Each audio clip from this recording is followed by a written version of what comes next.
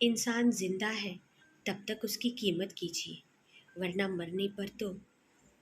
आज चाय मिलेगी या नहीं, रहने दो, मैं बाहर पी लूंगा। अभय जूते पहनते पहनते अपनी पत्नी आशा से कह रहा था।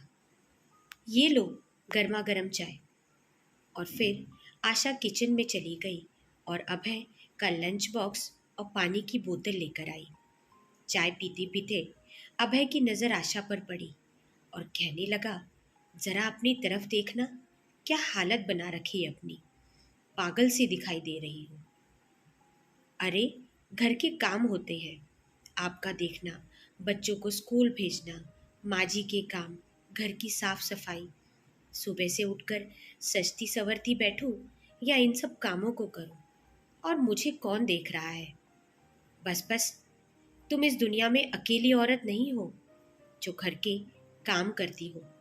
तुम्हारी जैसी कितनी है जो घर के काम करके नौकरी करती है। पर मैं भी किससे बहसबाजी कर रहा हूँ। तुम कहाँ पढ़ी लिखी हो, और मैं नौकरी की बात भी किससे कर रहा हूँ। और दिन भर खाली तो बैठी रहती हो, और ऐसा कितना समय लगता है घर के कामों में। काम कम होता है और सुनाती ज्यादा हो। काम के कारण टाइम नहीं मिलता, कुछ भी कहती रहती है। ये कहते कहते वो ऑफिस के लिए निकल जाता है। आशा एक कम पढ़ी लिखी स्त्री थी। उसका काम था खाना बनाना, घर की साफ सफाई, बर्तन साफ करना, झाड़ू पोछा करना, बच्चों को अच्छे संस्कार सिखाना, बड़ों का ध्यान रखना। ये सब उसे रोज करना होता था। पर इन कामों की क्या कीमत, ये तो काम वाली बाई भी करती है। जाने दो। आज फिर अभय का फोन आया कि आज वो घर देरी से आएगा और खाना भी बाहर से ही खाकर आएगा। आशा को अंदाजा था कि आज अभय ड्रिंक करके आएगा। पहले वो हमेशा अभय से लड़ती थी कि ड्रिंक करना अच्छी बात नहीं है, और घर में छोटे छोटे बच्चे हैं, उन पर इसका गलत असर पड़ेगा। पर वो हमेशा यही कहता कि मैं कमाता हूँ, मेरे पैसे का मैं कुछ भी करूँ।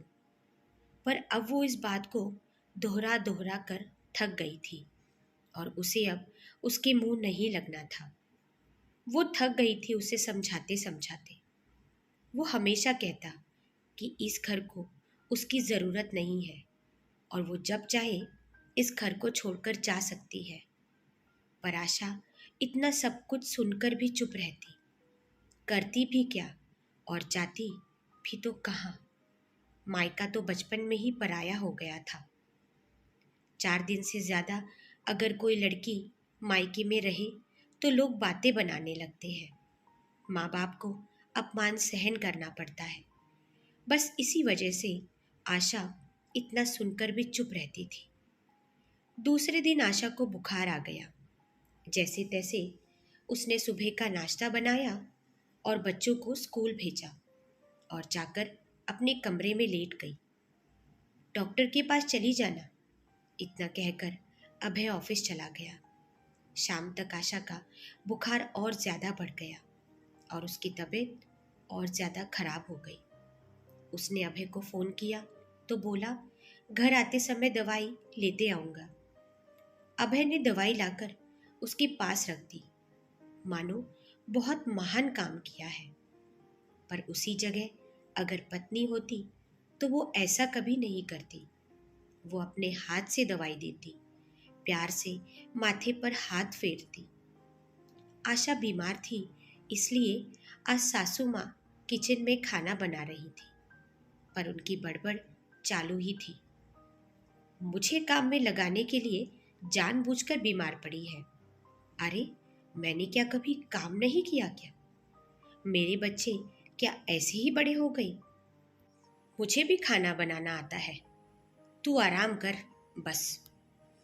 उस रात आशा ने खाना भी नहीं खाया। वो बुखार में तप रही थी, पर अभय गहरी नींद में सो रहा था।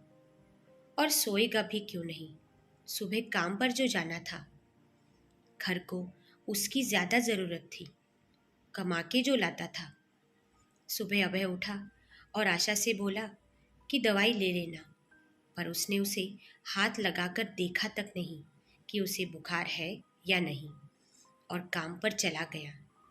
उसके बाद सास आई और बोली, हम भी बीमार पड़ते हैं, पर ऐसे बिस्तर में ही पड़े नहीं रहते। वो भी बस इतना बोली कि खाना खा ले और दवाई ले ले, पर उससे उठा तक नहीं जा रहा था। शाम को सासू माँ ने अभय को फ़ोन लगाया और घर जल्दी आने को कहा। आशा की हालत बहुत बिगड़ गई थी। उसने कहा कि जल्दी घर आता हूँ, पर 2 घंटे बीत गए पर वो आया नहीं। सासू माँ ने फिर फ़ोन लगाया, पर तब तक आशा अपनी ज़िंदगी के आखिरी पल गिन रही थी। अभय जब तक घर आकर आशा को अस्पताल ले जाता, तब तक वो ये दुनिया छोड़कर चली गई थी। आशा को गए आज 20 दिन हो गए थे। जब वो थी तब घर शीशे जैसा साफ नजर आता, और अब सब बिखरा पड़ा था। एक चीज जगह पर नहीं थी। माँ बेटे को उसकी अब कीमत समझने लगी। अब अभय ऑफिस जल्दी नहीं जाता, और जाता भी कैसे? अब उसे घर के सारे काम करने पड़ते थे। अब उसे बच्चों को तैयार भी करना पड़ता था। आशा थी तो उसे ये सब कुछ भी पता नहीं था। अब उसे पता लगने लगा था कि इस घर को आशा की कितनी ज़रूरत थी। अब अभय को ऑफिस की फाइल, रुमाल, सॉक्स, यहाँ तक कि छोटी छोटी ज़रूरत की चीज़ें ढूंढनी पड़ती थी, जो पहले आशा रहने पर हाथ में होती थी। सास को दवाइयाँ, बच्चों को खाना अब समय पर नहीं मिलता था। ऑफिस से कब आओगी ये पूछने वाला कोई नहीं था। उसकी राह देखने वाला कोई नहीं था। अब अभय को आशा की ज़रूरत थी, पर घर के सभी को मेरी ज़रूरत है ये सिद्ध करने के लिए आशा को मौत को चुनना पड़ा। अपनी कीमत सबको पता पड़े, इसीलिए उसे दुनिया छोड़नी पड़ी। अब घर के सभी लोगों ने ये मान लिया था कि जितनी ज़रूरत आशा को इस घर की थी, उससे ज़्यादा ज़रूरत इस घर को आशा की थी। और अब समय निकल जाने पर रोज़ आशा की याद में अभय रोता था। साथियों, संसार पति पत्नी दोनों का होता है, पर संसार सुंदर होता है वो पत्नी के कारण ही। घर गृहस्थी का ध्यान एक पुरुष से ज़्यादा एक स्त्री रखती है।